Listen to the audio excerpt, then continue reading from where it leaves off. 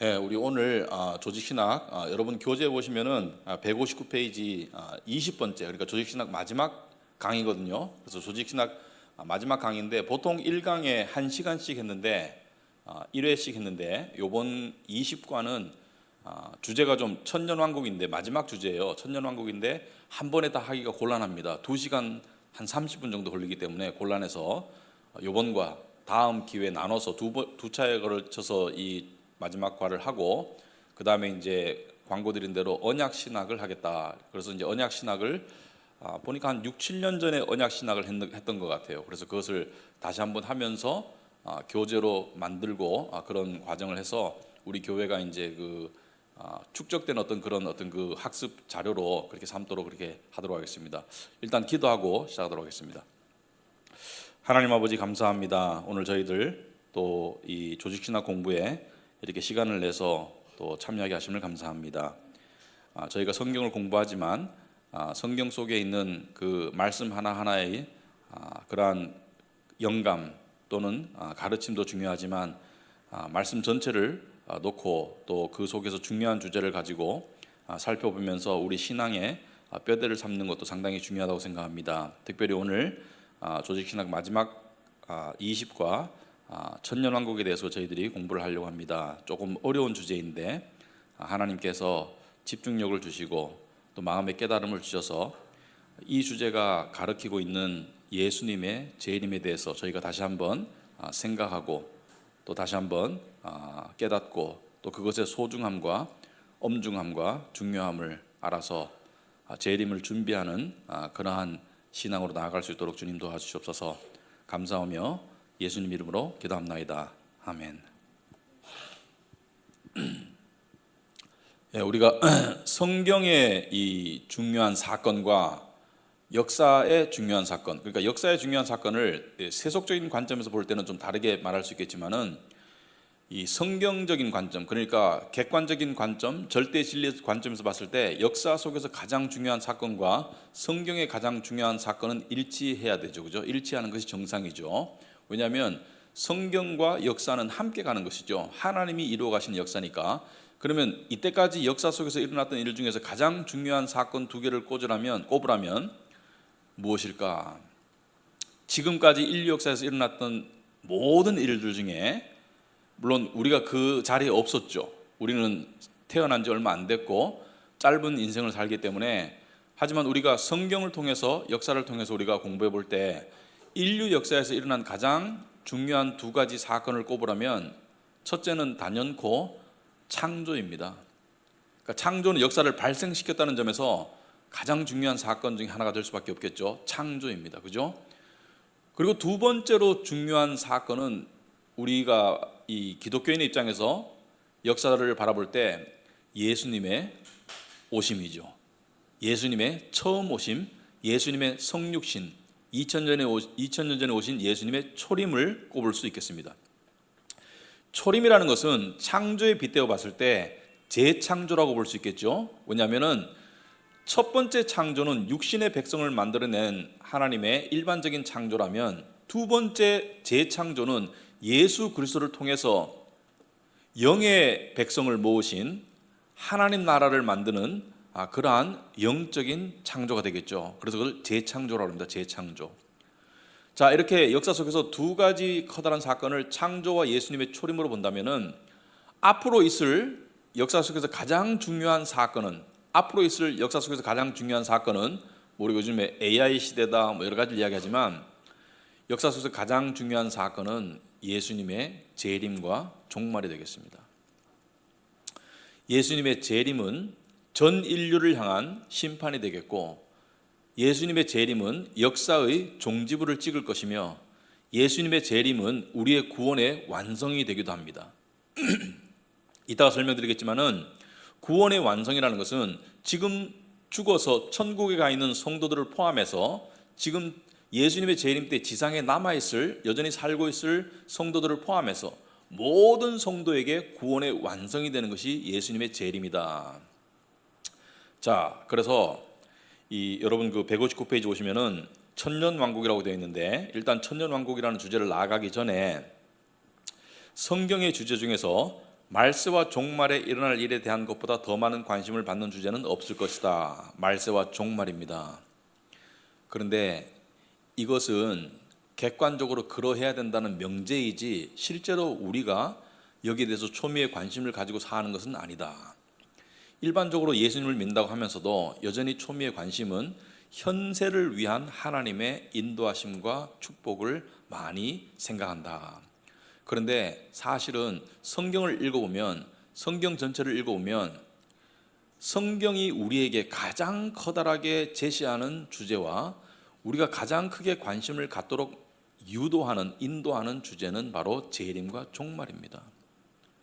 그래서 계시록의 마지막이 아멘 주 예수여 어서 오시옵소서라고 끝나는 것은 그것이 마지막 남은 가장 커다란 주제이기 때문에 그런데 우리의 현재의 심령 상태가 거기에 이르지 못하고 있는 것은 아직 신앙생활에서 우리가 성숙해야 되고 성장해야 될 부분이 많이 남아있다고 보시면 되겠습니다.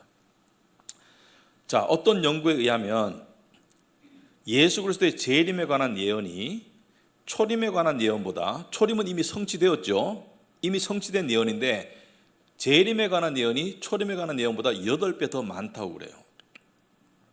그러니까 십자가에 오신 예수님의 초림도 중요하지만 엄청나게 중요한 사건이죠.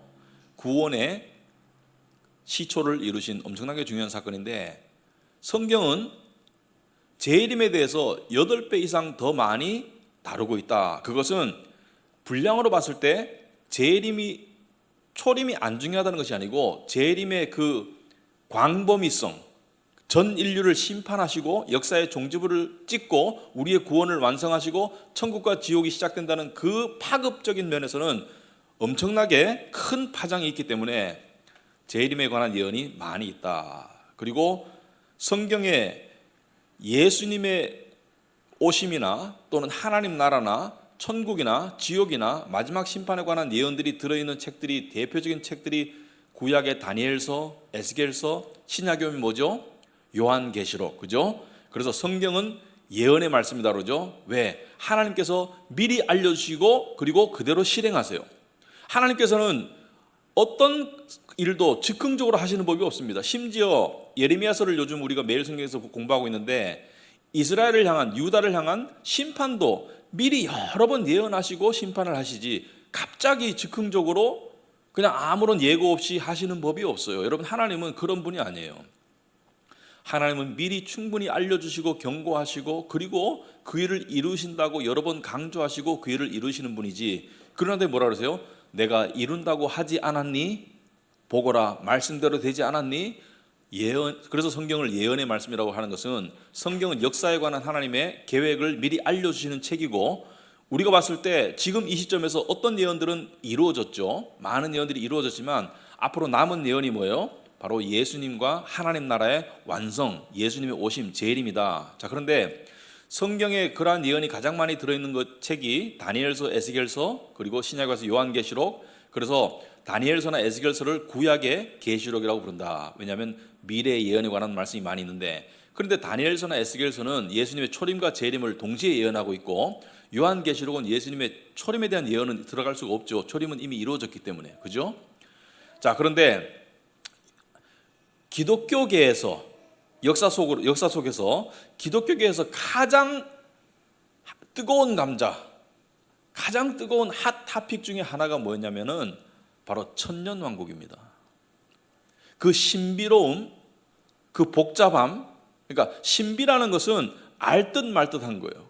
그러니까 어떤 부분은 알겠는데 어떤 부분은 불분명한 게 신비의 영역인 거예요. 그런데 하나님의 뜻입니다.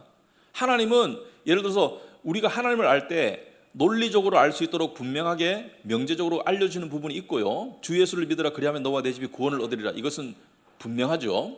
예수님을 믿어야 구원을 얻는다. 또 관계적으로 우리를 알려주세요. 하나님이 너의 하나님이다. 너의 아버지다. 관계적으로 우리를 알려주시고 아바 아버지라고 부르거라. 그리고 또 뭐예요? 신비의 영역이 있다. 말씀이 육신이 되어 우리 가운데 거하심에, 말씀이 육신이 된다는 것은 우리가 논리적으로 증명하거나 우리가 인간의 어떤 이 세상의 논리로 보여줄 수 없는 것이죠. 말씀이 육신이 된다. 말씀은 눈에 보이지 않는 것 같은데 눈에 보이지 않는 말씀이 눈에 보이는 육신이 되었다. 이 신비의 영역이죠. 그런데 이 천년왕국도 신비로운 주제이나 풀어서 알 만큼 알 수 있다는 것을 하나님이 암시하시기 때문에, 그래서 보시면은 여러분 그 역사 속에서 유명한 신학자들 있죠. 어거스틴, 켈빈, 그죠? 이분들이 특히 켈빈 같은 경우는 성경의 거의 대부분의 책에 관한 주석을 썼기 때문에 굉장히 똑똑한 사람이죠. 그런데 켈빈도 스스로 다 깨달았는가? 아니죠. 그 이전에 깨달은 선배들의 어깨 위에 서서 자신이 좀 더 깨달아서 책을 쓰는 것이죠. 그런데 오늘날 성경의 많은 책들 중에 단연코 오늘날 성도들이 켈빈보다 더 많이 깨달을 수 있는 책은 계시록입니다. 왜냐하면 역사 속에서 수많은 성도들이, 신학자들이 계시록의 의미를 풀기 위해서 노력했었고, 그리고 그 풀어진 그 깨달음이 사람들이 들었을 때 성령의 감동을 통해서 이것은 올바른 깨달음이다 이렇게 판명이 되면 그 깨달음 위에 또 더 깨달아가고, 이것이 역사이기 때문에 500년 전에 깨달았던 깨달음보다 지금이 깨달음의 깊이가 넓이가 더 확장되었다는 것은 분명하다. 자, 그런 맥락에서 오늘 다루려고 하는 천년왕국은 계시록 20장에만 언급되어 있어요. 계시록 마지막 부분인 20장에만 언급되어 있는데 이것이 뜨거운 감자이다. 왜냐하면 굉장히 많은 사람들이 관심을 가지고 있고 굉장히 이 논쟁과 또 어떤 그 토론이 활발한 주제인데, 제가 이렇게 말하는 것은 우리나라 상황을 빗대서 말하는 것은 아니에요. 세계적으로 그러하다. 근데 한국에서는 천년왕국에 대한 관심이 뜨거운지를 잘 모르겠어요, 사실은. 왜냐하면 많은 사람들이 이거를 들어보지도 잘 못했고, 그리고 관심을 가질 기회도 없었던 것이 사실입니다. 왜 그런가? 굉장히 중요한, 예를 들어서 미국의 장로교인들은 천년왕국에 대한 이 생각이 굉장히 많거든요. 그리고 예를 들어서 존 맥아터 목사님이 하시는 그 침례교 개혁주의 그쪽과 장로교 개혁주의는 천년왕국 때문에 많이 서로 이렇게 다투는 건 아니고 서로 이제 건강한 논쟁을 합니다. 그리고 심지어 등록교인을 받을 때 천년왕국에 대한 관점이 우리 교회 관점과 다르면 등록교인이 될 수 없는 교회도 있어요. 그만큼 뜨거운 주제인데 우리나라에서는 그렇게 다루지를 않고 있습니다. 그래서 생각해 봐서 그 이유가 뭘까? 여러분, 제가 참 좀 자책적인 말인데, 한국 사람이 똑똑하다 아니다. 한국 사람이 똑똑한 면은 암기력이 뛰어나다. 그런데 한국 사람들이 논리력이 뛰어나고 지적 추구가 많이 떨어져요. 그러니까 단편 지식 추구는 많은데 어떤 그 깊은 철학적, 신학적 사고는 많이 떨어집니다. 심지어 아프리카 사람보다 더 떨어져요, 제가 봐서는.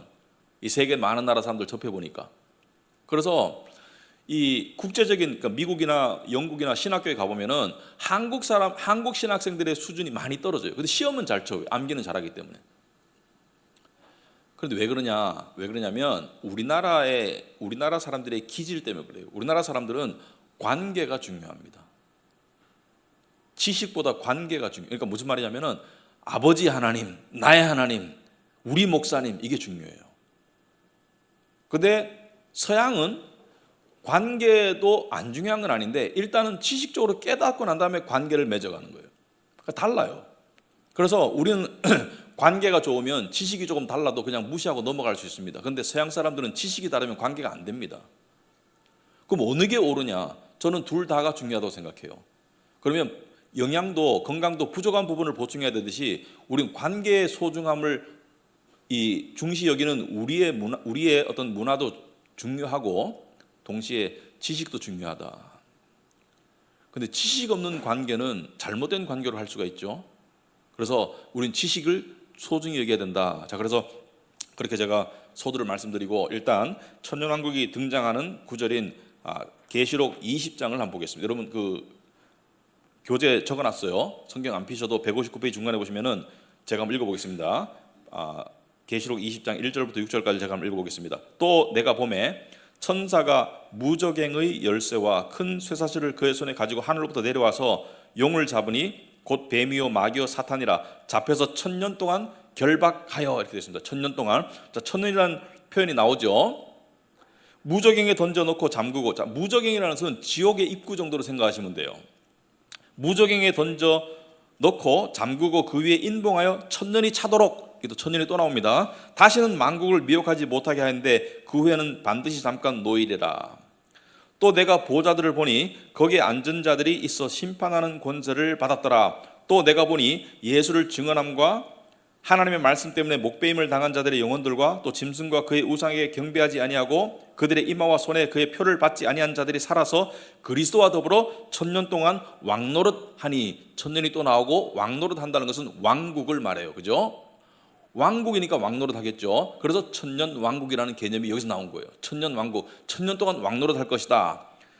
5절에 그 나머지 죽은 자들은 그 천년이 차기까지 살지 못하더라. 천년이 차기까지, 그러니까 천년이라는 또 개념이 또 나오죠. 천년은 왕국이라는 것을 4절에서 알 수 있고, 이는 첫째 부활이라. 자, 여기 나오는 여러 가지 이 개념들은 좀 이따 설명하겠습니다. 첫째 부활이 있다는 것은 둘째 부활이 있다는 것을 암시하죠. 그 다음에 6절에 보시면은 이 첫째 부활에 참여하는 자들이 복이 있고 거룩하도다. 둘째 사망이 그들을 다스리는 권세가 없고 도리어 그들이 하나님과 그리스도의 제사장이 되어 천년 동안 그리스도와 더불어 왕노릇하리라. 자, 천년 동안 왕노릇하리라 또 나오죠. 천년 왕국을 이야기하는 거예요. 근데 여기 보면 둘째 사망이 또 나옵니다. 둘째 사망이 있다는 것은 첫째 사망을 암시하는 것이죠. 그죠? 그러니까 첫째 부활, 둘째 부활, 둘째 사망, 첫째 사망 암시하는 것이죠. 좀 이따 제가 다 자세히 풀어서 설명을 해드릴 텐데, 자, 읽으니까 이해가 팍 돼요. 우리 신학교 나오신 분도 여기 두 분 앉아 계신데 기억이 또 가물가물하죠. 그죠? 그래서 읽으면서 뭐 너희가 서로 사랑하면 이로써 사람들이 너희가 내 제자인 줄 알리라, 이런 거 들으면은 그래도 깨달음이 바로 오는데, 이런 말씀을 딱 읽으면은 무저갱이 뭔지, 큰 쇠사슬은 뭔지, 천년 동안 결박한다는 것은 무슨 뜻인지, 잠시 놓인다는 것은 무슨 뜻인지, 뭐 첫째 부활은 뭔지, 둘째 사망은 뭔지, 천년 동안 왕노릇하리라, 이게 뭐냐 도대체. 그래서 역사 속에서 2000년 동안 학자들이 연구를 많이 했습니다.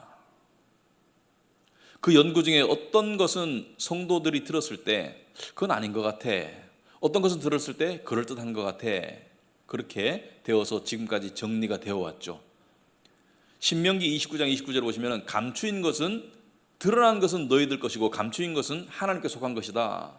그게 뭐예요? 어떤 부분은 드러나고 어떤 부분은 여전히 감추어져 있다, 신비로 남아있다. 그래서 고린도전서에 보면은 지금은 우리가 거울을 보는 것 같이 희미하게 본다. 그래도 보이는 거예요. 그죠? 희미하게 보이지만 보이는 거예요. 당시의 거울은 오늘날 거울처럼 그렇게 선명한 거울이 아니죠. 당시의 거울은 희미하게 비치는 거울이죠. 그때는 우리가 얼굴과 얼굴을 대하는 것처럼 분명히 보게 될 것이다. 그러니까 그걸 받아들여야 돼요. 근데 희미하게 보인다고 해서 안 보면 안 돼요. 희미하게 보이는 것도 중요한 거예요. 그죠? 희미하게 보이지만 보면서 형상을 통해서 뭘 알 수 있어요? 중요한 건, 이게 내 얼굴이구나, 이게 누구 얼굴이구나, 그걸 알 수 있죠. 이 천년왕국을 왜 공부하나? 천년왕국을 통해서, 천년왕국도 중요하지만 이 천년왕국이 뭐와 연결되어 있어요? 예수님의 재림과 마지막 심판과 영원한 천국과 운명이 결부되어 있기 때문에 결국 천년왕국이 가르치는 이 목적지, 지향점은 뭐예요? 예수님의 재림입니다. 근데 재림에 관한 관심이 있으면, 앞으로 역사에 일어날 일들에 대한 관심이 있으면 여기에 대한 관심이 생겨야 되는 것이 정상이고, 그리고 제가 봤을 때 신앙생활을 하면서 세상에 시달린다는 것은 내세적인 관심이 많이 부족하다는 것을 반증하는 것입니다. 현세에 너무 얽매여 살면 신앙생활이 힘들어요. 왜? 현세의 고통을 다 겪으니까. 근데 내세의 마음이 가면 갈수록 현세가 좀 더 가볍게 여겨지겠죠. 현세에 좋은 일이 있다고 너무 깔깔거릴 것도 아니고, 현세에 힘든 일이 있다고 너무 기죽을 것도 아니고, 어차피 현세는 우리는 나그네와 같은 인생인데 지나간다라고 바라볼 수 있으면 얼마나 이 삶이 그래도 수월하게 넘어갈 수 있을까. 그래서 믿음은 현세의 문제를 현세적으로 해결하는 것이 아니고 현세의 문제를 내세로 해결하는 것이 믿음이죠.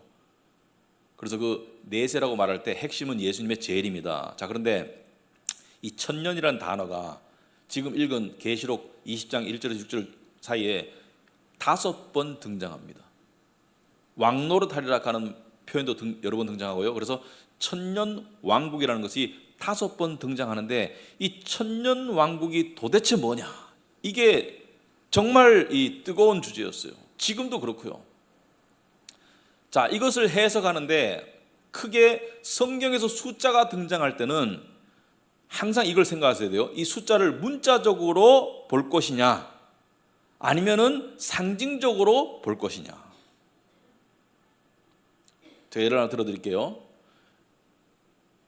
성경에 보면 숫자들이 등장하죠. 예를 들어서 예수님께서 3일 동안 십자가에 매달려 계셨다. 그건 문자적으로 3일이 맞죠.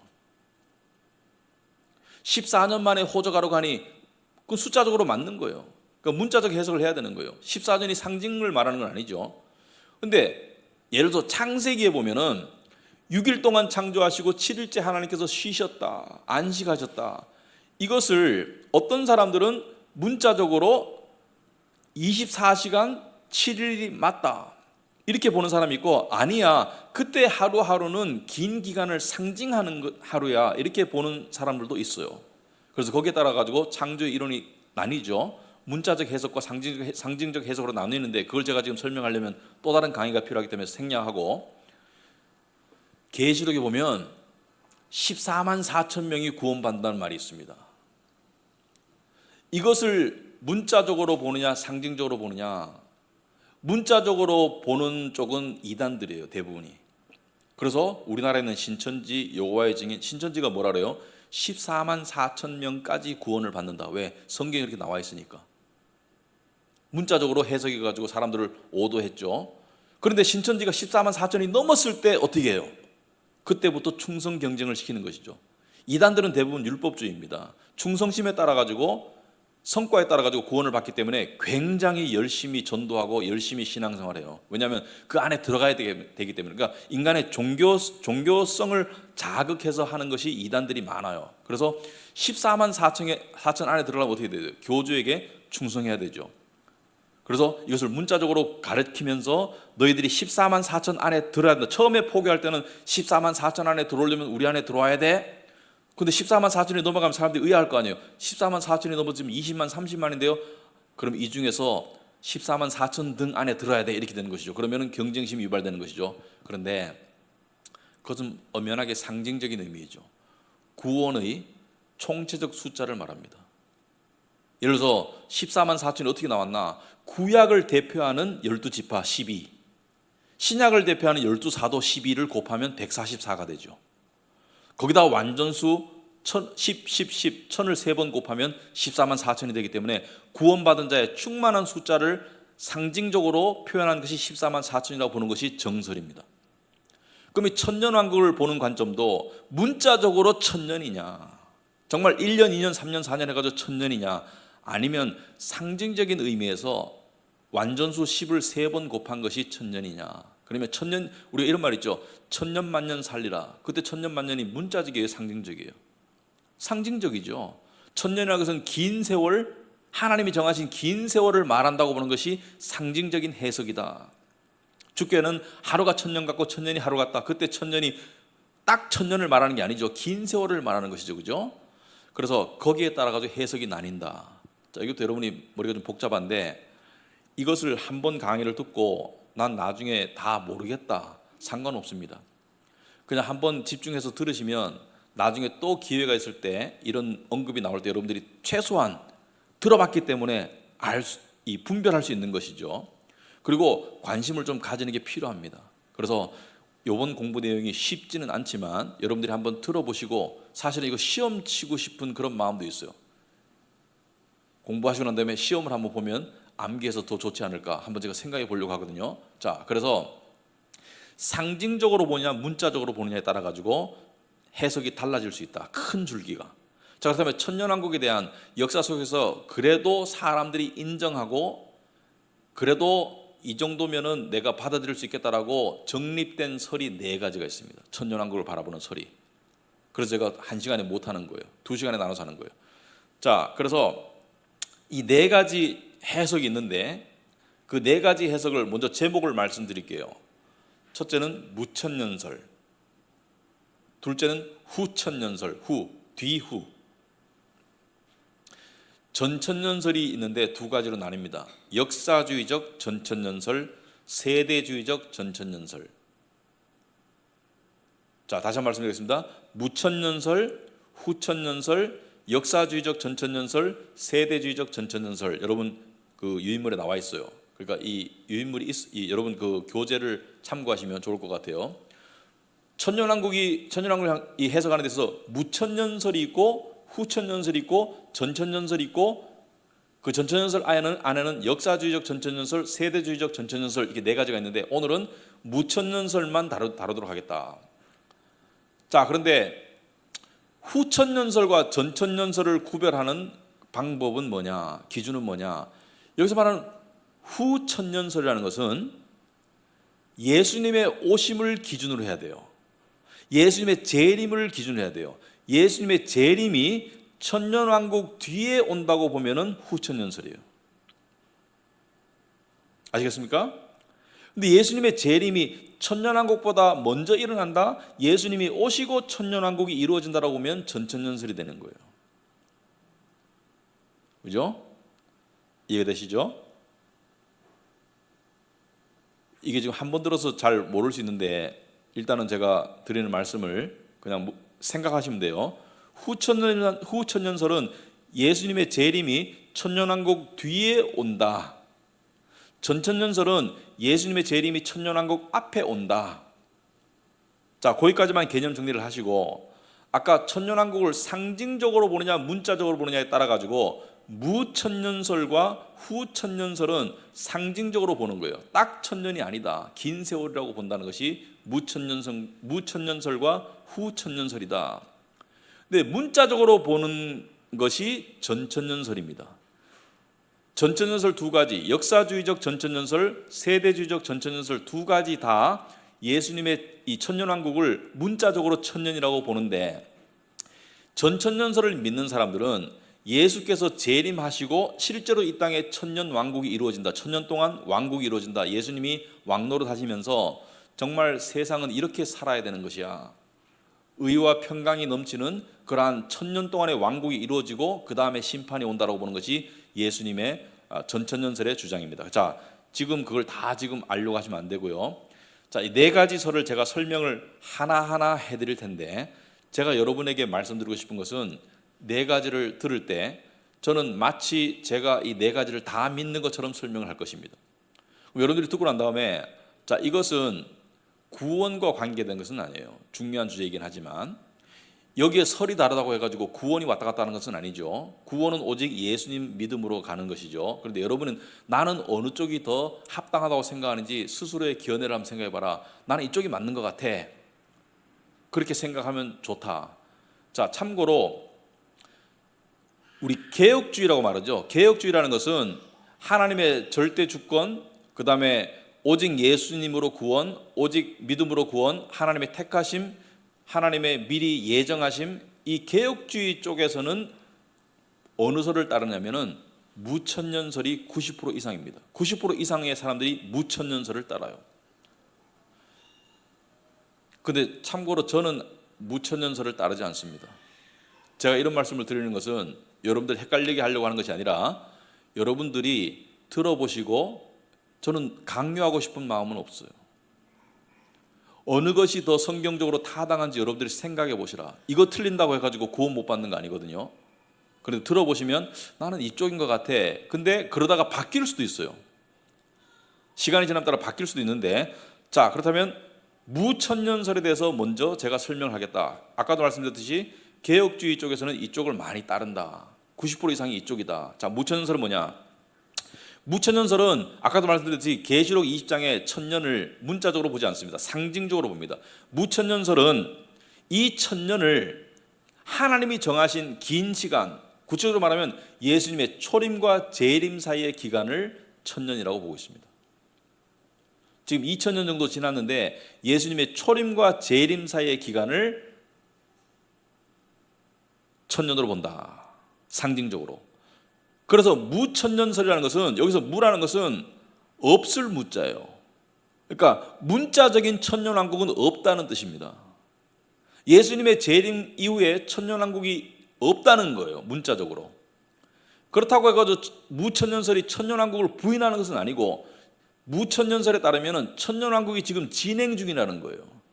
그래서 이것을 한편으로 실현되고 있는 천년설, 실현된 천년설, realized millennialism, 실현된 천년설이라고 부르기도 합니다. 그러니까 무천년설이 천년왕국을 부인하는 게 아니고, 문자적으로 천년왕국은 없는데 지금 천년왕국이 진행 중에 있다라고 이야기하는 것이 무천년설이에요. 자, 그렇다면 무천년설이 주장을 자세히 살펴보자. 자, 첫째로 아까도 말씀드렸듯이 상징적으로 천년을 받아들인다. 자, 두 번째, 아까 읽었던 그 계시록 20장 1절 2절에 보시면은 또 내가 보매 천사가 무저갱의 열쇠와 큰 쇠사슬을 그의 손에 가지고 와서, 여기서 천사는 예수님의 보내심을 받은 마귀 사탄을 결박하는 그런 임무를 띈 천사가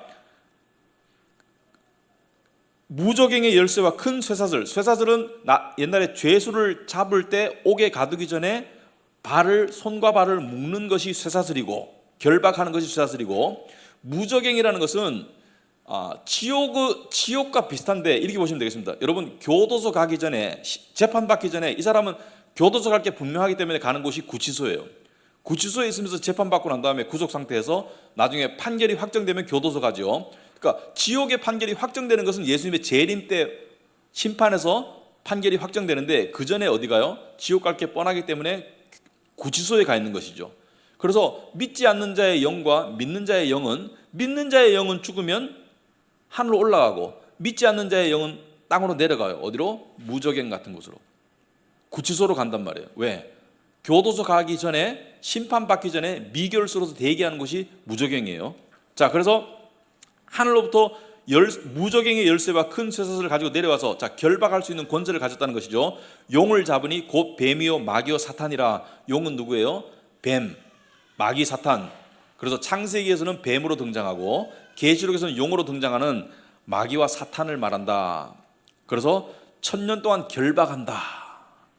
자, 이 결박한다고 하니까 마지막 심판 같은 그런 느낌이 듭니다. 결박한다고 하니까. 그런데 결박이라는 것은, 자, 여기서 마귀와 사탄이라. 여러분, 사탄은 마귀가 맞습니까? 아닙니까? 사탄은 마귀이다. 맞죠? 마귀는 사탄이다. 맞아요, 안 맞아요? 맞을 수도 있고 틀릴 수도 있어요. 왜냐하면 모든 타락한 천사들이 마귀죠. 마귀들이죠. 복수죠. 그 중에 우두머리가 사탄이에요. 그래서 기독교의 설에 의하면 하나님께서, 삼일체 하나님께서 천사장을 셋을 만들었다, 창조하셨다. 가브리엘, 그 다음에 또 미가엘, 그 다음에 하나는 성경에 등장하지 않지만 루시퍼, 이렇게 만들었다. 그런데 셋 중에 하나가 타락해서 천사들 3분의 1을 데리고 하나님께 반역하고 떠나갔다. 그들이 마귀들이고 그들의 우두머리가 사탄이다. 그러므로 사탄은 마귀가 맞아요. 마귀 중에 우두머리니까. 근데 모든 마귀가 사탄은 아니죠. 왜? 사탄은 하나니까. 마귀는 여럿이고. 그래서 여기서 말하는 마귀라는 것은 사탄을 말합니다. 마귀들 중에 사탄을 말해요. 마귀와 사탄이라 잡아서 1000년 동안 결박한다. 자, 결박을 당해도 여러분, 그 조폭 두목이 결박을 당하면 여전히 지시를 하죠. 감옥 속에서 지시를 합니다. 자기들 수하들에게 지시를 할 수가 있죠. 여전히 활동할 수 있어요. 제한적으로. 그런데 이 표현을 보고 많은 사람들이 이렇게 생각합니다. 예수님의 재림 이후에 사탄을 결박할 것이기 때문에 천년왕국은 예수님의 재림 이후에 있을 것이다, 이렇게 보는데, 무천년설에서는 아니, 그렇게 안 본다는 거예요. 예수님의 초림 때부터 사탄을 결박하셨다고 복음서에 나와 있기 때문에. 그래서 161페이지 위에 보시면은 마태복음 12장 28절에서 29절까지 말씀이 있는데, 제가 읽어드릴게요. 마태복음 12장 28절에서 29절 보시면은, 그러나 내가 하나님의 성령을 힘입어 귀신을 쫓아내는 것이면, 자, 예수님께서 초림하셨을 때 귀신을 쫓아내셨죠. 무엇을 힘입어서? 성령의 능력을 힘입어서 귀신을 쫓아내시는 것이면 하나님의 나라가 이미 너에게 임하였느니라. 자, 하나님의 나라가 초림 때 임했어요. 그죠? 이것도 굉장히 중요한 주제입니다. 여러분, 예수님께서 처음 공생애를 시작하실 처음에 하신 말씀이 뭐예요? 가장 처음에 하신 말씀이 뭐예요? 회개하라, 하나님 나라가 가까이 왔다. 세례 요한도 제일 처음에 대중들에게 설교를 할 때 가장 처음에 한 말이 뭐예요? 회개하라, 천국이 가까이 왔다. 하나님 나라가 가까이 왔다. 그것은 무엇을 말해요? 하나님 나라가 시기적으로 가까이 왔다는 말도 의미하지만 왕이 오셨다는 것을 의미하죠. 하나님 나라의 왕 대신 예수님이 오셨다. 그래서 다니엘서를 보면 당시 로마 시대 사람들은 깨닫지 못했죠. 그러나 다니엘서를 보면 내 왕국 뒤에 영원한 나라가 오죠. 이 나라는 절대로 멸망하지 아니할 나라가 오죠. 그래서 지금은 그 해석이 분명해졌죠. 어거스틴 때도 분명해졌어요. 이거 내 왕국은 어디예요? 다니엘서가 기록될 당시에 내 왕국은 어디예요? 예언적인 관점에서 다니엘은 바벨론에 살았지만 바벨론, 페르시아, 그리스, 로마 역사 속에서 배웠죠. 바벨론, 페르시아, 그리스, 로마 네 왕국 뒤에 하나님 나라가 왔는데 이 나라는 영원한 나라다. 그 하나님 나라가 왕의 오심으로, 예수님의 오심으로 이 땅에 임하였다고 선포하는 것이죠. 하나님 나라가 너에게 임하였다. 그 왕이 어떻게 해요? 그 왕이 성령을 힘입어서 귀신을 쫓는다는 것은 그 안에 사탄의 영을 내쫓고 그 사람들을 당신의 백성으로 구원하시고 받아들인다. 자, 그런데 예수님께서 이렇게 말씀하시면 논리적으로 사람이 먼저 강한 자를 결박하지 않고서야 어떻게 그 강한 자의 집에 들어가 그 세간을 강탈하겠느냐. 결박한 후에야 그 집을 강탈하리라. 여기서 그 집은 누구의 집을 말해요? 세상은 누구에게 속해 있어요? 세상은 죄 때문에 사탄에게 속해 있는데 그 사탄에게 속한 영혼들을 예수님의 입장에서는 구출해 오기 위해서는 강한 자를 먼저 결박하지 않겠느냐. 여기서 말하는 강한 자는 누구예요? 사탄을 말합니다. 그러니까 사탄의 결박이 언제 시작됐어요? 이 말씀에 따르면은, 무천년설에 따르면은 예수님의 초림으로부터 시작이 되었다. 예수님이 오셔서 귀신을 쫓아내고 사람들을 구원한다는 것은 사탄을 결박했다는 거예요. 결박당했지만 여전히 사탄은 활동을 하고 있습니다. 자기의 수하들을 통해서, 마귀들을 통해서. 그런데 분명한 것은 절대로 하나님 나라를 해칠 수 없다는 거예요. 결박됐기 때문에. 아시겠습니까? 여전히 마귀들이 세상 사람들을 장악하고 있지만 예수님께서 구원으로 이끈 그 영혼들을 통한 하나님 나라는 절대로 사탄이 영토를 점령할 수도 사람들을 죽일 수도 해칠 수도 없다는 것이죠. 왜? 하나님 나라는 강한 나라니까. 그래서 어느 누구도 구원을 이룰 수 없잖아요. 내게 주신 자는 다 내게로 올 것이며 내가 마지막 날에 다 살릴 것이다. 하나도 이탈이 없잖아요. 그래서 하나님의 택함의 명단과 천국의 시민권의 명단은 동일한 것이 중간에 이탈자가 없는 것이죠. 그래서 예수님께서 이 말씀을 하신 것을 통해서 무천년설을 믿는 사람들은 여기 계시록 20장에 나오는 마귀와 사탄이라 잡아서 1000년 동안 결박하는 이 결박의 시점을 초림으로 보고 있습니다. 초림 때 이미 결박당했다. 예수님께서 이렇게 말씀하셨으니까. 자, 그래서 계시록 20장 4절에서부터 6절까지 나오는 그리스도와 함께 왕노릇하며 다스리는 권세를 받은 자들은 이 땅에서 이 4절에 보시면은 아까 그 계시록 20장에 돌아가 보면은 또 내가 보좌들을 보니 거기 앉은 자들이 있어 심판하는 권세를 받았더라. 자, 초림으로부터 천년왕국이 시작되었는데 그 보좌에 앉아서 1000년 동안 다스리고 있는, 상징적인 1000년 동안 다스리고 있는 사람들이 누구냐? 예수를 증언함과 하나님의 말씀 때문에 목배임을 당한 자들의 영혼들, 순교자들의 영혼들을 말하죠. 이분들은 지금 어디 있어요? 천국에. 근데 왜 영혼들이라고 표현할까? 제가 저번에 중간기를 설명할 때 영혼이란 표현을 쓰는 이유를 말씀을 드렸어요. 왜냐하면 지금 죽어서 천국에 올라간 성도들은 몸이 없습니다. 영혼 상태예요. 사람이 죽으면 몸은 이 땅에 버리고, 몸은 이 땅에 내버두고, 영혼이, 믿는 자의 영혼은 하늘로 올라가고 믿지 않는 자의 영혼은 땅으로 내려가죠. 무적행으로. 그러니까 믿는 자나 믿지 않는 자나 지금 몸이 없는 상태예요. 영혼 상태로 존재하기 때문에 여전히 완전 상태가 아니에요. 그래서 이 죽은 자들의 영혼도 예수님의 재림을 기다리죠. 왜? 재림하셔야지 부활의 몸을 입으니까. 아시겠어요? 재림하셔야지 부활의 몸을 입으니까. 그 순서가 어떻게 됩니까? 예수님의 재림 때 하늘에 올라가 있는 모든 성도들과 함께 내려오시기 때문에 구름과 함께 오시는 거예요. 구름 타고 모든 성도들과 함께 오시고, 지상에 남아있는 성도들은 어떻게 돼요? 예수님의 재림 때 지상에 남아있는 성도들은 휴거합니다. 호련히 들려요. 그래서 무덤에 있는 자들은 부활한다는 것은 그 무덤에 있다는 것은 몸을 말하는 것이죠. 그 몸이 영과 함께 합쳐지면서 신령한 몸, 썩지 아니할 부활의 몸으로 변화하고 지상에 남아있던 성도들의 몸은 이 육신의 몸이 신령한 몸으로 호련히 변화하리라. 그래서 부활의 몸이 된다. 그래서 그것을 지금 기다리고 있는 것이죠, 천국의 성도들이. 그래서 4절 계시록 20장 4절 오시면은 예수를 증언함과 하나님의 말씀 때문에 목배임을 당한 자들의 영혼들과 순교자들의 영혼들과 또 짐승과 그의 우상에게 경배하지 아니하고 그들의 이마와 손에 그의 표를 받지 아니한 자들이 살아서, 자 666을 말하는데 이것도 설명하려면 시간이 긴데 제가 짧게 말씀을 드릴게요. 베리칩도 아니고 아무것도 아니에요. 666이라는 것은 777을 모방한 가짜 숫자를 말하는 거예요. 777은 하나님이에요. 7과 3은 하나님의 숫자예요. 666은 사탄 마귀의 숫자입니다. 그러니까 마귀의 인을 받지 아니한, 마귀에게 속하지 아니한 모든 자들이, 성도들이 왕노릇하고 있다. 그런데 그 중에서 하나님께서 좀 더 존귀하게 거룩을, 좀 더 영광을 더 크게 준 자들이 순교자들입니다. 순교자의 면류관을 받았겠죠, 그죠? 공평히 하나님께서 순교자들을 더 영광스럽게, 더 큰 영광을 주신다. 하나님의 작정이고 뜻입니다. 자, 그리스도와 함께 1000년 동안 왕노릇 한다는 것은 천년 왕국이 어디서 진행 중이라는 것을 말하고 있어요. 지금 무천년세에 따르면은 하늘나라에서,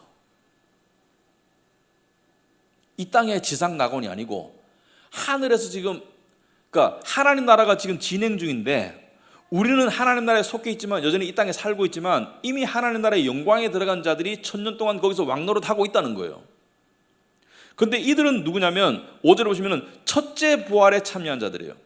첫째 부활이라. 6절에 보면 이 첫째 부활에 참여하는 자들이 복이 있다, 거룩하다 이렇게 말하죠. 첫째 부활은 뭘 말하냐면, 잘 들어보세요. 첫째 부활은 믿는 성도가 이 땅에서 죽어서 영이 하늘로 올라가는 것을 첫째 부활이라고 봅니다. 믿는 성도가 이 땅에서 죽어서 영이 하늘로 올라가는 것이 첫째 부활이다. 그러면 믿는 성도인 우리가 아직 하늘로 올라가지 않았지만 우리는 그럼 첫째 부활 상태가 아니냐? 우리도 광해에 의해서 첫째 부활 상태가 맞다. 왜? 새로운 영을 받았기 때문에. 그러나 이 문맥상에서 말하는 첫째 부활은 믿는 성도의 영혼이 하늘로 올라간 상태를 첫째 부활이라고 그러고, 그럼 둘째 부활은 뭐예요? 예수님의 재림 때 신령한 몸을 입고 하는 것이 둘째 부활이다. 둘째 부활이 끝이에요. 셋째 부활은 없죠. 둘째 부활 상태가 끝이에요. 그런데 둘째 사망이 그들을 다스리는 권세가 없고, 둘째 사망과 첫째 사망은 뭐냐? 첫째 사망을 어떤 사람들은 이 땅에서 살다가 육신이 죽는 것을 첫째 사망이라고 보는데, 영적으로 보면 죄 가운데 죽어있는 상태, 하나님으로부터 분리된 자연인 상태가 첫째 사망 상태입니다. 그러면 예수님을 믿은 사람들은 첫째 사망에서 벗어났죠. 이해가 되세요? 너희가 죄 가운데 죽었다, 너희가 죄 가운데 죽었었다.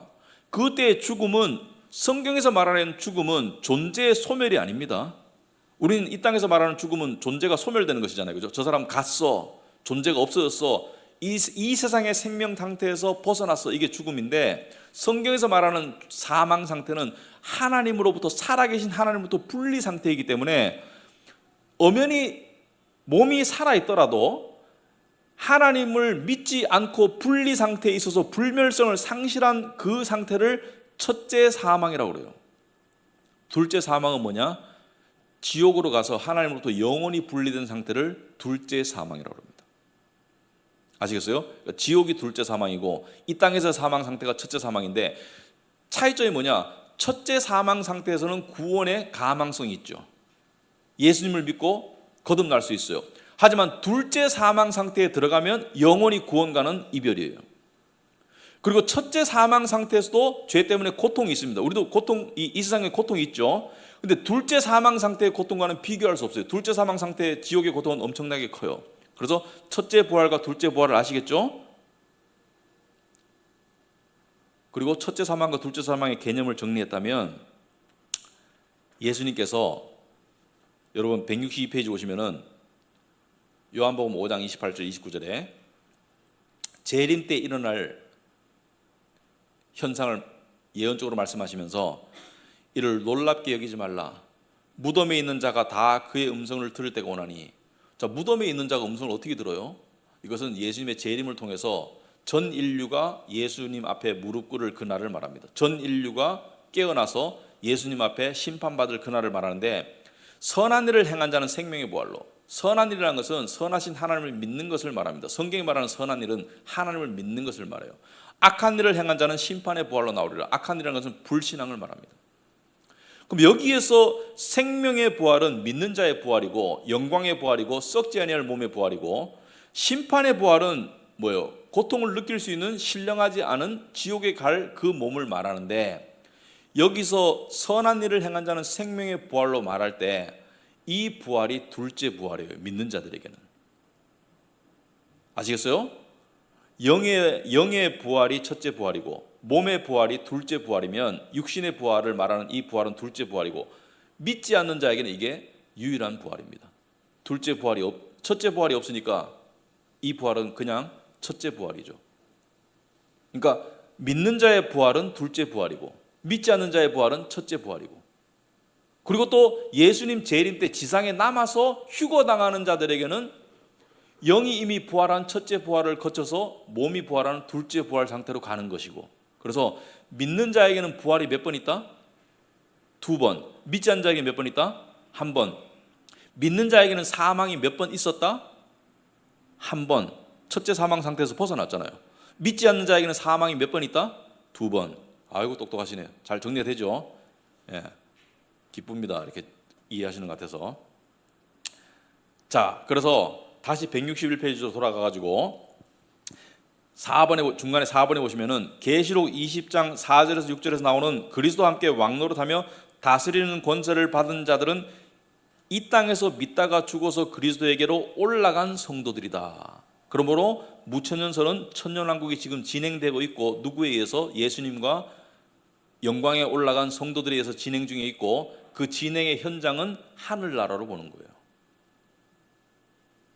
그러므로 계시록 20장 5절의 첫째 부활은 이 땅에서 예수를 믿고 영적으로 거듭난 상태로 살다가 하늘로 올라간 성도들을 의미한다. 이해되시죠? 제가 설명드렸죠.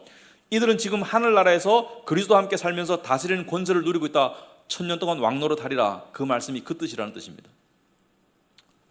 자, 그래서 그러면 이 천년왕국이 언제 끝나나? 온 땅에 복음이 전파되고, 지금 천년왕국이 진행 중인데 언제 끝나나? 천년이라는 것은 기간이 정해졌다는 뜻인데 언제 끝나나? 예수님께서 이 복음이 온 땅에 전파되고 난 다음에 마지막에 올 것이라고 예언하셨죠. 온 땅에 복음이 전파되고, 또 중요합니다.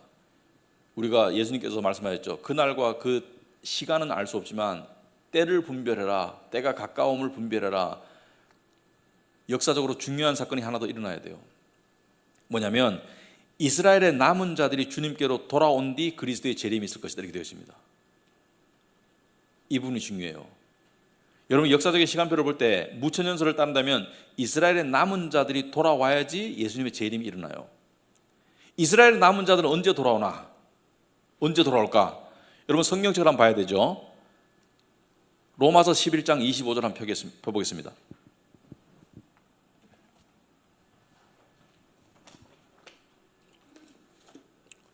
로마서 11장 9장부터 10장, 11장 내용이 연결되어 있기 때문에 여러분들이 나중에 한번 자세히 읽어보세요. 읽어보시면은 이스라엘이 구원에서 벗어났죠, 그죠? 이스라엘이 구원에서 벗어났습니다. 그리고 하나님께서 뭐라 그래요? 이방인들을 구원할 것이다. 너희들이 거부한 복음을 이방인들이 받아들이고 구원을 받을 것이다. 그래서 이방인들에게 복음이 전파되는데, 그렇다고 해가지고 이렇게 해석하시면 안 돼요. 유대인은 한 명도 구원 못 받는다 이런 뜻은 아니고 전반적으로 그렇다는 뜻이죠, 그죠? 이방인들은 모두가 구원받는다는 것이 아니고 이방인들의 모든 민족과 모든 족속과 모든 나라가 구원을 받지만 구원받는 숫자는 적어요. 그러니까 여기서 말하는 민족과 나라와 이 족속은 범위를 말하는 것이지, 민족과 나라의 그 모두가 구원받는다는 뜻은 아니죠, 상식적으로. 자, 그런데 사도 바울이 성령의 감동으로 많은 예언을 했는데 유대인들에 관해서 어떤 예언을 했냐면은 로마서 11장 25절 보시면은 형제 여러분, 나는 여러분이 이 신비한 비밀을 알기를 바랍니다. 신비한 비밀을 알기를 바랍니다. 어떤 비밀이에요? 그것은 여러분이 스스로 현명하다고 생각하는 일이 없게 하라는 것입니다. 스스로 똑똑해가지고 결론 짓지 마라. 이 비밀은 이러합니다. 이방 사람의 수가 다 찰 때까지 이스라엘 사람들 가운데서 일부가 완고해진 대로 있으리라는 것과, 이스라엘 사람들의 중에 일부라는 것은 많은 일부를 말해요. 이방 사람들의 숫자가 다 찰 때까지 이스라엘 사람들은 완고한 상태라는 것은 어떤 상태냐? 구원을 받아들일 수 없는 딱딱한 마음 상태로, 불신앙 상태로 그대로 있을 것이다. 온 이스라엘이 구원을 받게 되려는 것입니다. 언제? 이방 사람의 수가 다 차고 난 뒤에. 이 중요한 내용입니다. 여러분, 하나님께서는 2050년 8월 7일 날 예수님이 재림하신다 이런 건 알 수 없어요. 그걸 말하는 것은 이단이고, 우리 옛날에 그 휴거 해가지고 무슨 그 이단들이 있었잖아요, 그죠? 흰옷 입고 기다렸잖아요, 그죠? 재산 다 팔고 기다렸는데 안 오셨잖아요. 그건 알 수 없어요. 그러나 예수님께서 무화과나무의 잎사귀가 무성한 것을 보면 계절을 알 수가 있다. 그래서 우리가 가늠할 수 있도록 해줬어요. 재림의 때가 임박했는지. 그러면 자, 제가 지금부터 역사를 통해서, 역사는 성경과 같이 가는 것이니까, 자, 이스라엘 나라를 한번 살펴봅시다. 이스라엘 나라를 살펴보면 하나님께서 아브라함을 부르시고 그 다음에 야곱의 12아들이 어디에서? 이집트에서, 그 안에서 큰 민족을 이루게 하셨죠. 종노릇 했지만 이집트가 그 당시에 최강대국이었기 때문에 강대국의 보호 아래 인큐베이터 속에서 정말 인구가 급속도로 불어났죠, 그죠? 그래서 400년 만에 한 300만 명으로 불어났어요. 200~300만 명으로 인구가 급속도로 불어났죠. 그래서 그 불어난 인구를 가지고 하나님께서 약속대로 가나안 땅에 데려가지고 아브라함에게 하신 약속대로 어떻게 했어요? 나라를 만드셨죠, 그죠? 그래서 하나님의 나라 이스라엘을 만드셨죠. 그런데 그 이스라엘이 우상 숭배의 죄로 인해 가지고 어떻게 돼요? 나라가 처음에 두 동강이 나고, 북쪽 이스라엘, 남쪽 유다로 두 동강이 나고 나라가 다 유배당하죠. 살육당하고 유배당하는 역사가 구약의 역사죠. 북쪽 이스라엘은 아수르에게, 남쪽 유다는 바벨론에게. 그래서 전 제국으로 흩어집니다. 당시의 식민지 정책에 의해 가지고 많은 사람들이 죽임을 당하고 그리고 유배를 당하죠. 왜냐하면 같이 모여 있으면 반란할 수 있으니까. 그런데 하나님께서 약속하셨죠. 너희들을 다시 불러 모으마. 그래서 느헤미야, 에스라 그때부터 해가지고 스룹바벨 하나님께서 유배지에서, 바벨론 유배지에서 불러 들이시죠. 그렇지만 다 돌아오진 않았죠. 그래서 예수님이 오실 때 보면, 사도 바울 시대 보면은, 예수님이 오실 때 보면은 1세기 보면은 많은 유대인들이 예루살렘을 중심으로 한 그 가나안 땅에 모여 살았고요. 또 많은 유대인들이 여전히 제국의 여러 지역에, 고린도, 로마, 빌립보, 골로새 여러 지역에 흩어져 살았죠. 그래서 항상 가면 뭐가 있어요? 유대교 회당이 있었죠. 그러니까 유대교인, 그러니까 우리로 말하자면 교포 유대인들이 제국에 살았죠. 그래 가면은 유대인들은 모이면 뭘 만들어요? 회당을 만들죠. 그래가지고 토요일마다 예배드리고, 구약에 따라 가지고 회당을 만들어 놓고 있었고, 많은 유대인들은 이주했죠. 그래서 본국으로 돌아왔죠. 자, 그런데 이들이 예수님을 거부한 죄로 어떻게 됐어요? 예수님을 거부한 죄로 AD 70년에 예수님께서 예루살렘에 십자가에 죽으시러 들어가시면서 우셨죠. 예루살렘아, 예루살렘아, 어찌하여 네가 앞으로 일어날 일을 모르느냐. 그래서 적들이 와서 토둔을 쌓고 너희들을 다 죽일 것이다. AD 70년에 예루살렘 성 안에 있던 유월절 명절을 맞이해서 성 안에 왔다가, 유월절 지키려고 예루살렘에 왔다가 도간에 든 쥐가 돼가지고 100만 명 이상이 살육을 당하죠. 그래서 엄청난 유대인들이 살육당하고 다시 또 뿔뿔이 흩어지죠. 그때 이스라엘이라는 나라가 없어졌어요. 그래서 유대인들은 그 뒤 역사를 보면은 멀리는 러시아, 또 아프리카 이디오피아, 그다음 대부분은 유럽, 그리고 유럽에서 미국으로 건너가고 유대인들은 뿔뿔이 흩어졌어요. 그래서 2000년 동안 유랑 생활을 합니다. 2000년 동안 거의. 여러분 2000년 동안이 아니고 200년만 유랑 생활을 해도 다 현지인과 결혼하고 다 동화되고 민족이 사라지는 것이 정상이에요. 근데 유대인들은 2000년 동안 그 혈통을 유지했잖아요. 자기들끼리 결혼하고. 그래서 2차 세계대전 때 보면은 히틀러가 유대인들을 600만 명을 학살하죠. 600만 명을 죽였는데도 유대인들이 많이 남아 있었어요. 저는 히틀러가 사탄의 앞잡이였다고 생각합니다. 하나님의 족속을 멸망시키려는. 근데 하나님은 신실하신 하나님이에요. 이스라엘을 택하시고 그들의 죄 때문에 그들을 완악한 가운데 떠나도록 버려두셨지만 결국에는 뭐예요? 이방인의 충만한 숫자가 차면 너희들을 다시 남은 자들을 다 구원할 것이라고 예언하신 거예요. 2000년 동안 유랑하던 유대인들이 1947년에 2차 세계대전이 끝나고 난 다음에 나라를 다시 재건했죠.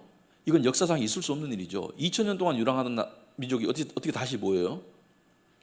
하나님의 백성이니까 가능한 것이죠. 근데 이렇게 하는 뒤에는 뭐가 있었을까? 이스라엘을 호의적으로 바라보는 기독교 국가들의 움직임이 있었죠. 영국, 미국 이런 나라들, 서방 기독교 국가들. 그 뒤에는 뭐가 있는 거예요? 하나님의 역사가 있는 거예요.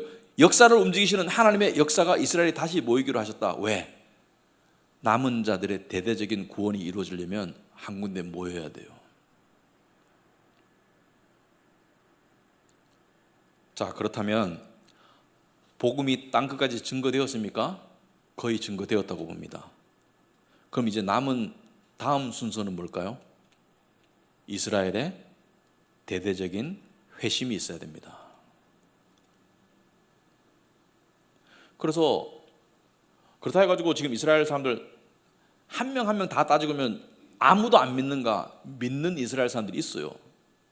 그렇지만 대대적인 회심이 남아있기 때문에 많은 분들이 이스라엘의 복음을 전하고 하고 있습니다. 유대인들을 향해 복음을 전하는데 한 가지 잘못된 것은 이런 거 있죠. 예수님의 재림을 앞당기기 위해서 복음을 땅까지 전파해야 된다. 그래서 20세기 후반에 보면은 많은 선교 운동이 있었습니다. 그때 캐치프레이즈가 뭐였어요? 예수님의 재림을 앞당기자. 20세기에 오시도록 만들자. 그래서 우리가 복음을 열심히 전하면 예수님의 재림이 일찍 일어날 것이니까 20세기에 일어나도록, 21세기까지 안 가게 20세기에 일어나도록 예수님의 재림을 앞당기기 위해서 선교를 하러 갔다. 선교하러 가는 것은 좋은데 예수님의 재림을 앞당길 수 없어요. 정해진 시간을 어떻게 앞당겨요? 차이점을 아시겠어요? 하나님 중심의 그 시간표에 맞춰서 선교하는 거 하고 내가 막 설쳐가지고 다 지금 기진맥진해가지고 끝났잖아요. 우리나라도 인터콥이 예루살렘 가가지고 들어놓고 많이 하잖아요, 그죠? 해외 토픽에 나오고 하는데 뭐예요?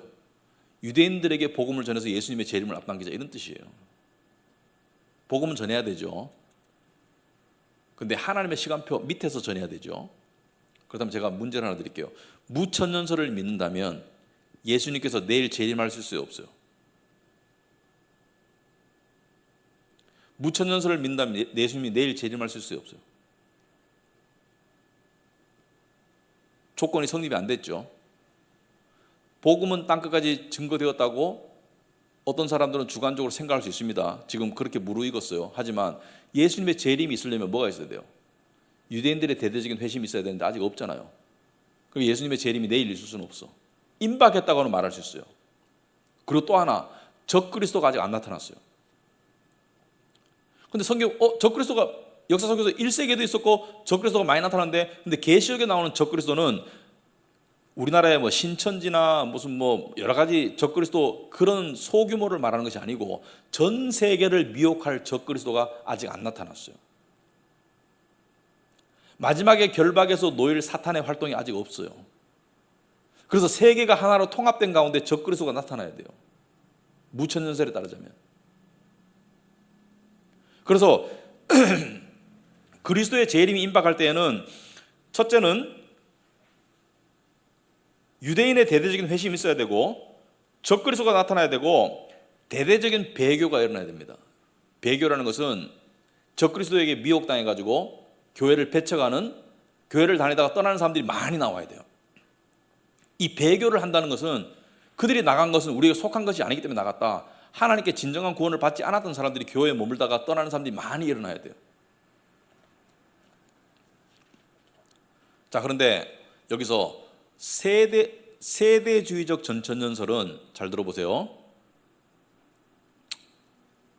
요건 조금 여러분들이 지금 들으면 복잡할 수 있지만은 다음 강의를 위해서 그냥 제가 밑그림을 하나 그냥 그리자면, 세대주의적 전천설은 예수님의 재림이 있고 1000년 동안 왕국이 진짜 있다는 거잖아요, 그죠? 그런데 이 주장을 하는 분들은 유대인의 대대적인 회심이 예수님의 재림 이후에, 예수님의 공중 재림 이후에 있다고 믿습니다. 이 말씀을 계속 드려야 될지 모르겠다. 조금 헷갈리셔서. 세대주의적 전천설은, 무천년설은 예수님의 재림이 한 번에 이루어진다고 믿어요. 예수님이 구름 타고 공중에 오시면은 믿고 죽어서 영원히 천국에 가 있는 영혼과 이 땅에 살아있던 사람들이 휴거돼서 만나서 같이 동시에 내려온다고 믿는데, 세대주의적 전천설을 믿는 사람들은 예수님의 공중 재림하시고 모든 믿는 자들은 휴거되고, 여기까지는 같아요. 7년 동안 공중에서 잔치가 있다고 믿어요. 이 땅에서는 7년 대환란이 있고, 7년 대환란이라는 말씀 들어보셨죠? 무천년설을 믿는 사람들은 7년이라는 숫자도 상징적인 숫자다. 딱 7년이 아니고, 그래서 7년 대환란을 예수님 재림 전에 일어날 이 세상의 무시무시한 환란과 핍박을 의미합니다. 물론 믿는 자들도 그 속에 있고, 하지만 하나님의 각별하신 보호하심 가운데 있을 것이다, 이렇게 믿는 것이고, 세대주의적 전천설을 믿는 사람들은 휴거당하고 난 뒤에 7년 동안 이 땅에서 환란이 있을 동안에 믿는 자들은 공중에서 혼인잔치를 한다, 이렇게 보고 있어요. 그래서 세대주의적 전천설을 믿는 사람들은 그런 영화를 만들었죠. 비행기가 날아가는데 갑자기 비행기에 기장이 없어졌어. 믿는 사람이라서. 식당에서 밥을 같이 먹고 있는데 밥 먹던 사람이 갑자기 사라졌어. 남은 사람은 뭐예요? 안 믿는 사람. 갑자기 사라진 사람은 믿는 사람. 이렇게 이제 영화를 만들었죠. 그래서 그런 영화들이 많이 유행했고, 우리나라도 많이 그런 내용들이 옛날에 많이 들어왔었어요. 어쨌든 간에 나중에 다 다룰 내용이기 때문에 지금 다 무슨 말인지 이해를 못 하셔도 상관없습니다만은, 그러므로 세대주의적 전천설을 믿는 사람들은 예수님의 재림이 지금 있을 수 있다고 생각해요. 왜? 이스라엘의 대대적인 회심은 예수님의 공중 재림 이후에 일어날 일이기 때문에 지금 예수님께서 재림할 수 있다고 생각하고, 무천년설을 믿던 세대주의적 전천설을 믿던 간에 이스라엘을 소중히 여기는 이유가 뭐냐면은 이 성경의 예언 때문에 그렇습니다. 여러분들 잘 생각해 보셔야 돼요. 왜 미국이나 영국이나 이런 나라들이 이스라엘에 대해 우호적일까? 민족이 다른데 왜 이스라엘 하면 껍복 죽을까? 이스라엘을 왜 저렇게 이렇게 소중히 다룰까? 기독교 때문에 그래요. 그 뒤에는 하나님의 섭리가 있는 것이고, 그 작은 나라가 그 속에서 아랍의 여러 그 나라들이 삼키려고 막 으르렁으르렁 거리는 속에서 어떻게 지금까지 나라를 구성하고 거기서 팔레스타인 지역에서, 위험한 지역에서 지금 떵떵거리고 살고 있나? 왜? 하나님의 보호하심이 있는 거예요. 육적 이스라엘을 향한 하나님의 보호하심이. 성경적으로 보면 역사가 같이 가는 거라고 좀 말씀드렸죠. 역사적 사실과 성경은 같이 가는 거예요. 그런데 이스라엘의 무천년설에 따르면 이스라엘의 대대적인 회심이 있어야 되는데 재림 전에 아직 없으니까, 무천년설을 믿는 사람들은 아직까지 천년왕국이, 아직까지 예수님의 재림이 있기는 곤란하다. 왜? 대대적인 회심이 있어야 된다. 아시겠죠? 그러니까 내일 예수님이 재림할 수는 없어요. 무천년설을 믿는 사람들은 아직 때가 아니에요. 그래서 마지막으로 데살로니가전서 말씀만 읽고 무천년설에 관한 설명을 마치도록 하겠습니다. 여러분 162페이지 보시면은 데살로니가전서 4장 16절 17절 보시면은, 주께서 호령과 천사장의 소리와 하나님의 나팔 소리를 친히 하늘로부터 강림하시리니, 여기서 강림은 재림을 말하죠. 천사장의 소리와 하나님의 나팔 소리라는 것은 모든 생명, 모든 인간이 죽었던 사람도 깨어나서 듣고 보고 할 수 있는 그런 모습으로 오신다. 초림은 초라하게 오시지만 재림은 광범위하게 전 우주적으로 오신다. 그때는 뭐 밤과 낮이 다 필요 없어요. 예수님의 영광이 쫙 비치면서 다 볼 수 있는 모습으로 오시는데, 그리스도 안에서 죽은 자들이 먼저 일어나고 그 후에 우리 살아남은 자들도 그들과 함께 구름 속으로 끌어올려 공중에서 주를 영접하게 하시리니, 살아남은 자들이 공중으로 끌어올려지는 것을 뭐라 그래요? 휴거라고 합니다. 휴거. 그리하여 우리가 항상 주와 함께 있으리라. 천국을 말한다. 그래서 공중에서 성도들을 영접하시고 그 성도들을 데리고 지상에 그대로 내려오셔서 마지막 심판을 해서 모든 성도들은 불러 모아서 천국으로, 모든 불신자들은 심판에서 지옥으로 가게 하시는 것이 재림의 역사가 될 것이다. 그래서 이 무천년설을 믿는 사람들은 대표적으로 어거스틴, 그죠? 그 초대 교부 중에 하나인 어거스틴, 또 오늘날 신학자 중에는 J.I. 패커, 그리고 제가 말씀드렸듯이 개혁주의 쪽에서는 90% 이상이 무천년설을 믿습니다. 그래서 오늘날 개혁주의 신학을 따르는 사람들의 주된 설이다. 그렇다고 모든 개혁주의자들이 무천년설을 따르지는 않는다. 예외도 있을 수 있다. 자, 이렇게 여러분들이 어려운 강의를 들으셨어요. 근데 그래도 좀 이해가 되죠, 그죠? 조금 남는 게 있죠. 무천년설을 여러분들이 들으셨습니다. 자, 다음 시간에 후천년설과 전천년설 두 가지, 역사주의적 전천년설, 세대주의적 전천년설 두 가지를 제가 한꺼번에 설명하도록 하겠습니다. 그래서 오늘 내용은 여기까지만 아시고 다음 내용들을 들어보시고 여러분들이 판단하시면 좋겠다. 그런데 가장 중요한 건 뭐라 그랬습니까? 예수님의 재림이다. 재림과 연관지어서 일어날 성경의 예언들을 우리가 살펴보고 있는 것입니다. 그래서 우리의 신앙이 가만두면 현세적으로 갈 수밖에 없습니다. 내세적으로 가려고 발버둥 쳐야 됩니다. 그러한 속에서 믿음이 단단해지는 그러한 소중한 재료가 되었으면 좋겠다. 그렇게 말씀을 마치도록 하겠습니다. 기도하겠습니다. 하나님 아버지, 저희들이 오늘 공부를 통해서 천년왕국에 대해서 살펴보았습니다. 성령의 조명하심으로 우리 신앙의 선배들이 깨달아서 정리한 것들을 저희들이 공부하고 있습니다. 이 공부 가운데 하나님 아버지 함께해 주시고 더 나아가서 이 공부를 통해서 지식이 쌓이는 것을 넘어서 우리의 신앙이 주님의 재림에 더욱더 포커스가 맞춰질 수 있도록 도와주시옵소서. 특별히 이 힘들고 어려운 세상을 살면서 이 세상에 올인하는 마음에서 벗어나서 내세를 바라보는, 눈을 들어 하늘을 바라보는 그러한 신앙으로 나아갈 수 있도록 도와주시옵소서. 이 힘들고 어려운 시대를 살아가는 저희들이 믿음으로 더욱더 단단히 무장되고 우리 성도님들과 또 하나님의 모든 진정한 교회들이 깨어있을 수 있도록 주님 도와주시옵소서. 감사하며 예수님 이름으로 기도합나이다. 아멘.